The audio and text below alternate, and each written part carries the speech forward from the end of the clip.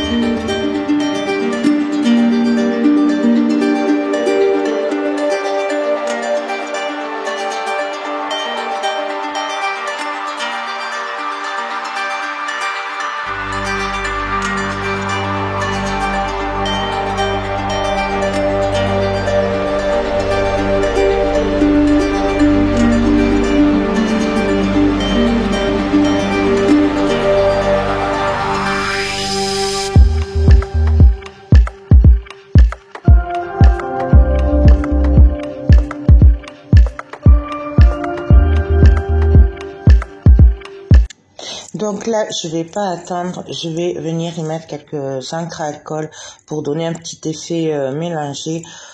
Donc voilà, alors vous pouvez très bien attendre que ça sèche et le faire après. Moi, je vais essayer de le faire là, voir ce que ça donne, c'est un test en gros. Donc je viens mettre quelques gouttes d'alcool par-ci par-là. J'adore les encres à alcool dans la résine. Franchement, ça a un effet super. Donc, je viens mélanger un petit peu. Voilà. Alors, je suis partie sur du rose, du violet, du blanc. Voilà, un petit mélange bien sympathique. Hein. Et voilà. Et on va voir ce que ça donne. Du coup, j'essaye de pas trop en mettre quand même au niveau, vous voyez, des petites boules pour mettre la peinture. Mais bon... Après, on verra le résultat. Si j'y pense, je vous mets le lien des encres à alcool.